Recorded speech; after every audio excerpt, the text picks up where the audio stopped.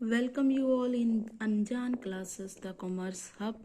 आज का जो वीडियो शुरू है करना है उससे पहले हम आप सबको नव वर्ष की हार्दिक शुभकामनाएं देते हैं और उम्मीद करते हैं, कामना करते हैं कि ये वर्ष जो है आपके लिए सफल रहे और आने वाला जो वक्त है वो आपके हित में ही हो।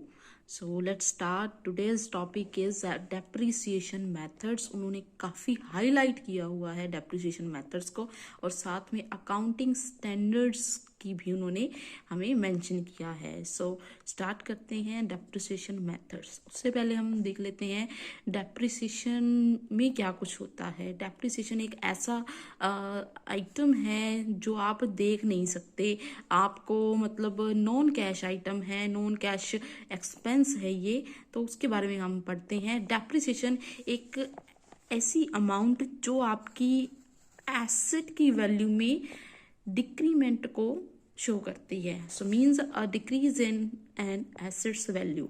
जब एसेट की वैल्यू डिक्रीज होती है तो उसे कहते हैं डेप्रिसिएशन। ये और भी इसके बहुत सारे जो है आप देख सकते तरह से ये डेप्रिसिएट एसेट हो सकती है। Due to wear and tear, कुछ तो टूट फूट गया उसकी वजह से, या आप एसेट को यूज कर रहे हो वो घिस रही है। ऑब्सिलेंस, ऑब्सोलिसेंस, तो इसमें क्या हो जाता है कि आपकी जो एसेट है वो आउटडेटेड हो गई है। और क्या कारण है डेप्रिसिएशन जिससे अराइज होता है किसी भी एसेट में? तो अनफेवरेबल मार्केट कंडीशंस। तो मार्केट कंडीशंस भी जो हैं वो अनफेवरेबल हो सकती हैं। कैसे हो सकती हैं? कि कोई एसेट है, वो जो एसेट है आपने कोई मशीन ली। सो मशीनरी जो है आपने 2018 में ली। मशीनरी क्या एक टेक्नोलॉजी है। अब टेक्नोलॉजी 18 में ली, 2019 में वही मशीनरी विद एडवांस टेक्नोलॉजी के साथ आ गई, तो वो क्या हो गई? यहाँ पे मार्केट कंडीशंस के ऊपर भी डिपेंड करता है। फिर आ गया नॉन कैश एक्सपेंस है डेप्रिसिएशन। ये आप कहीं पे कोई मतलब पेमेंट नहीं करते, आपको बस यूँ पता चल जाता है कि ये जो एसेट है पहले इसकी वैल्यू 10 लाख थी, अब इसकी वैल्यू 8 लाख है, तो वो जो 2 लाख का गैप आया है तो वो क्या हो गया? डेप्रिसिएशन। सो ये एक नॉन कैश एक्सपेंस है।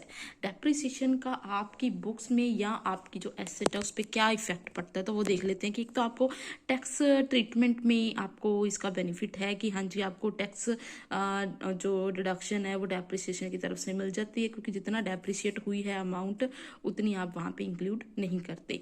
फिर आ गया useful life of an asset and salvage value. अब सैल्वेज वैल्यू को और भी बहुत जो नाम है उनसे हम पढ़ते हैं, लाइक रेजिडुअल वैल्यू,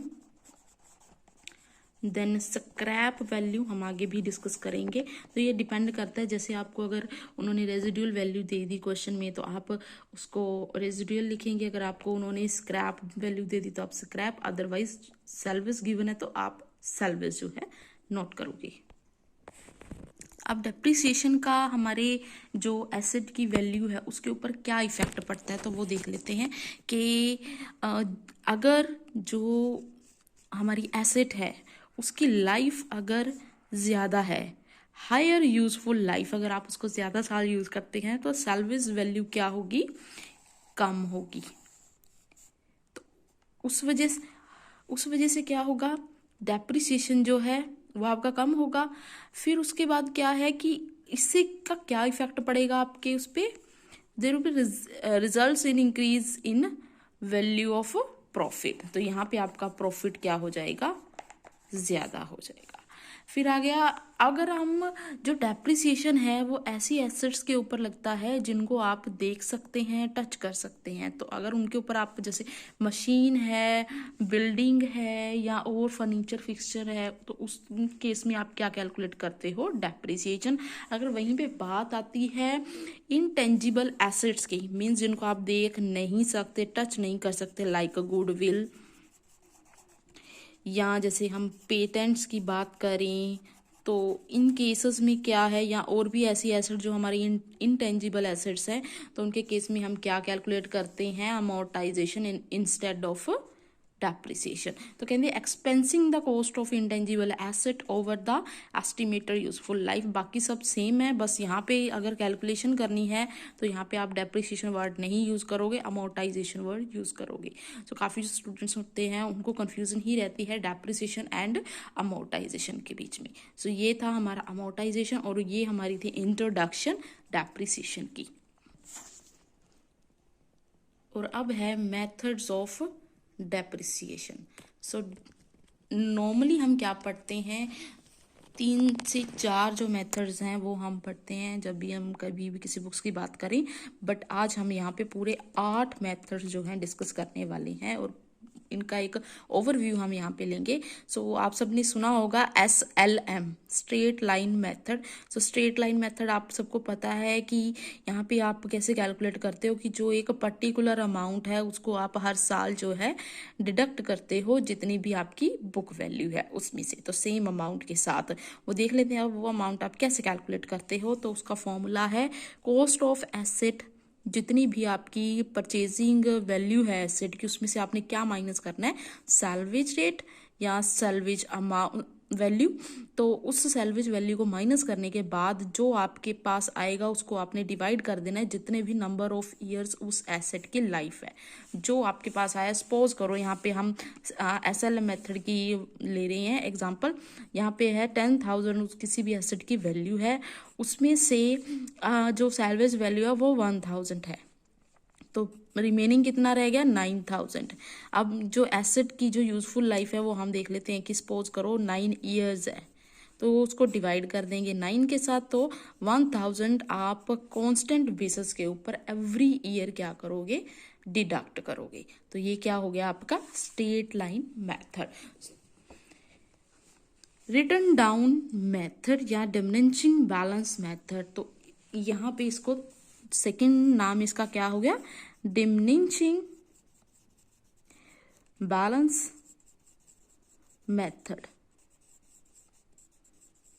तो ये अब हम देखते हैं कि ये क्या है। रिटन डाउन वैल्यू का मतलब हो गया कि जो भी आपकी एसेट की वैल्यू है वो हर बार क्या होगी, हर साल क्या होगी, राइट डाउन होगी। और जो नेट अमाउंट आपकी जो आपकी आएगी बैलेंस ब्रोड डाउन, उसके ऊपर आप डेप्रिसिएशन कैलकुलेट करोगे। तो पहले देख लेते हैं कि कैसे करोगे आप। Asset cost minus salvage value multiplied by depreciation rate. अगर 10% है तो मल्टीप्लाइड बाय 10%, 20% है तो नेट वैल्यू के ऊपर 20% लग जाएगा। अब इसका भी हम एग्जाम्पल देख लेते हैं यहीं पे।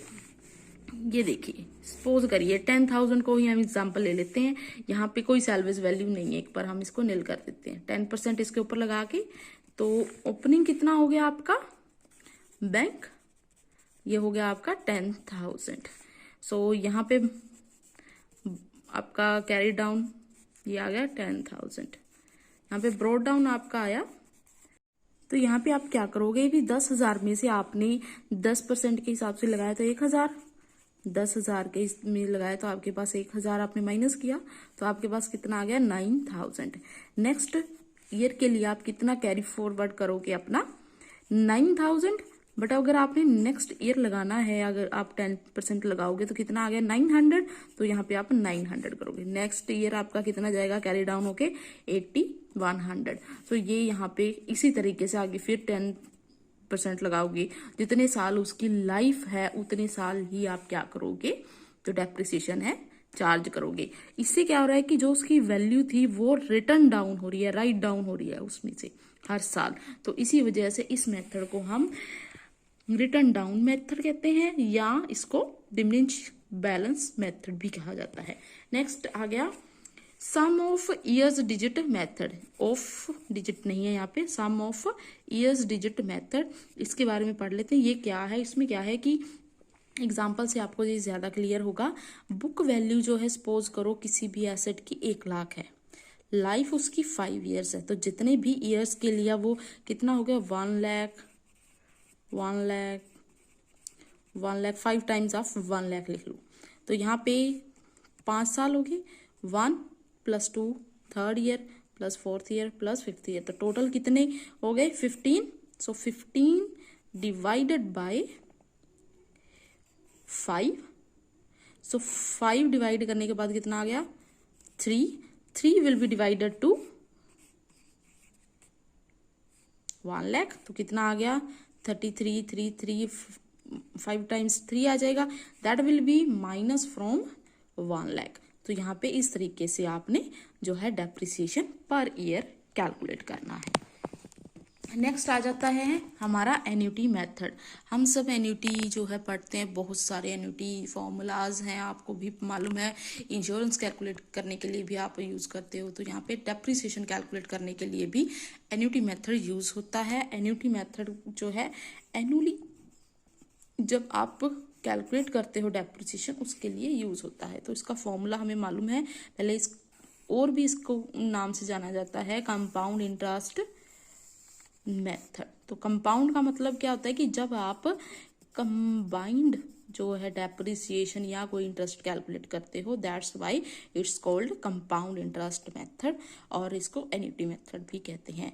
अगर आपने किसी भी रेट का किसी पर ईयर का कैलकुलेट करना है, तो उसके लिए आपको प्रेजेंट वैल्यू गिवन होगी, उस प्रेजेंट वैल्यू के ऊपर आपने वो डेप्रिसिएशन कैलकुलेट करना है, और उस डेप्रिसिएशन रेट की वैल्यू कैलकुलेट करने के लिए आपको ये फॉर्मूला लगाना पड़ता है, और ये फॉर्मूला फर्दर जो है और फॉर्मूलाज के साथ ऐड होके आप इसे कैलकुलेट करते हो।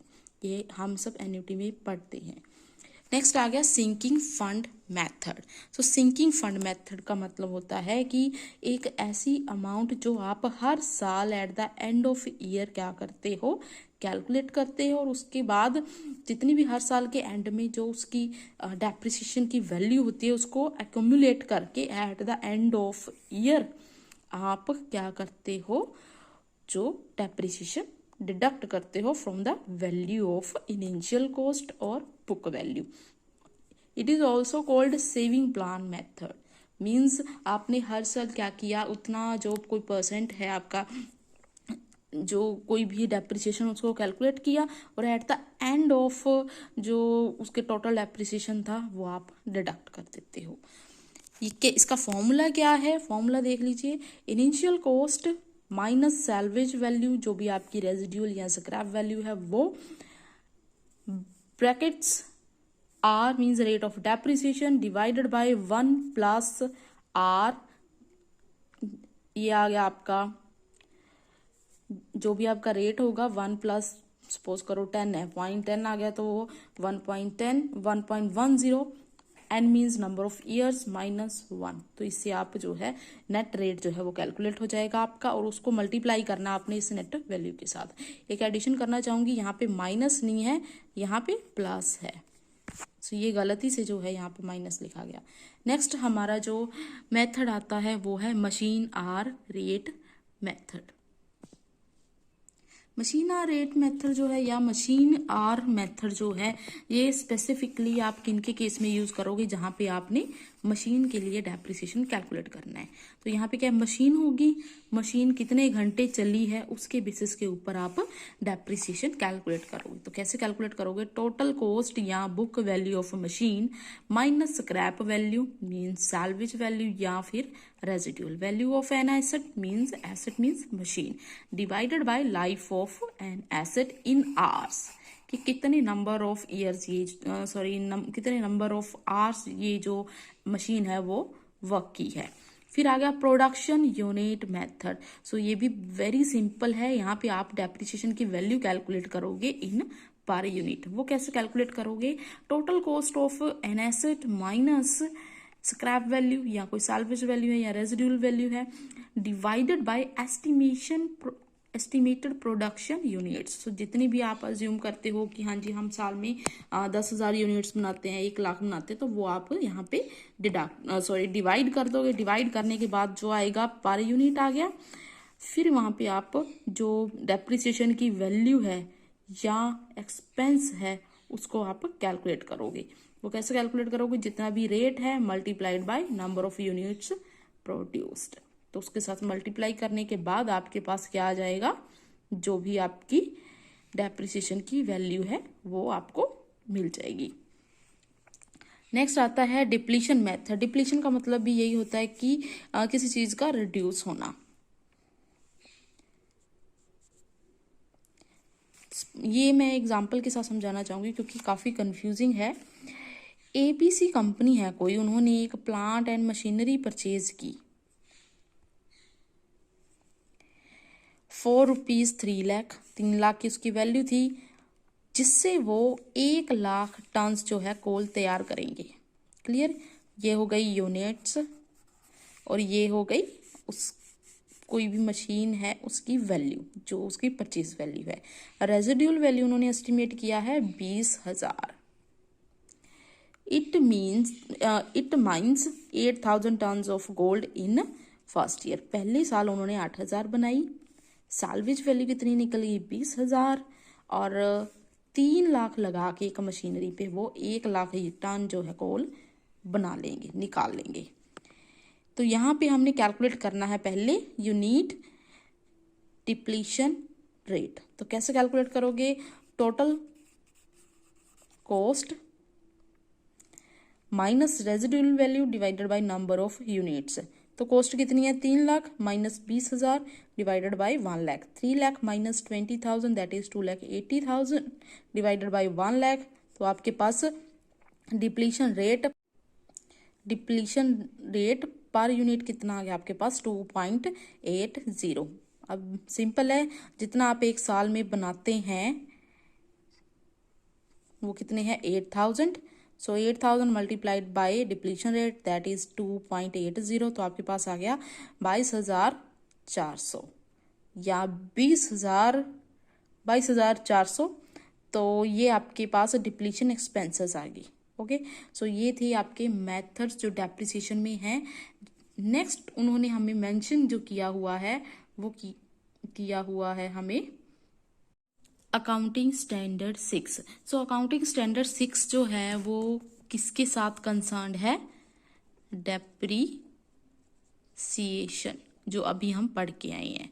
तो उस स्टैंडर्ड में यही कुछ लिखा हुआ है कि डेप्रीसिएशन क्या है, कैसे वर्क करता है, कितने मेथड्स हैं, how many methods are there, क्यों यूज करते हैं, अफेक्ट्स क्या हैं उसके, किस तरह से उसके जो मेथड्स हैं वो वर्क करते हैं। तो डेप्रिसिएशन में यही सब लिखा हुआ है जो इसका स्टैंडर्ड है। सो मैं आप सबको इतना की ही सलाह देने चाहूँगी कि अगर आप सब ये जो मेथड्स हमने अभी किए हैं यहाँ पे वो अगर आप अच्छे से पढ़ लेते हैं तो जो एग्ज़ाम है PSSB का, तो उस एग्ज़ाम में जो है वो ऐसे ही आपको सिचुएशन दे सकते हैं कि आपको उन्होंने दे दी किसी एसेट की वैल्यू दे दी, कोई मशीन दे दी, उसकी वैल्यू दे दी कि हाँ जी 3 लाख रुपए ये है, उसकी जो वैल्यू सैल्वेज वैल्यू है सपोज करो वो उसकी 20,000 है, या 20% लगती है सैलरी या 10% लगती है,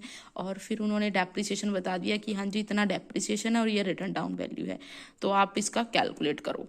क्या कैलकुलेट करोगे? कोई बैलेंसिंग फिगर, जो बैलेंस ब्रोड डाउन कैलकुलेट करो, जहाँ आपको बैलेंस ब्रोड डाउन दिया हुआ है, आपको परचेजेस दे रखी हैं, आपने डेप्रिसिएशन कैलकुलेट करना है। तो ऐसी सी सिचुएशन वो आपको जो है दे देंगे। तो और आपको उस चीज़ का लेजर प्रिपेयर करके एग्जैक्ट वैल्यू बतानी है कि हाँ जी ये वैल्यू यहाँ पे आएगी।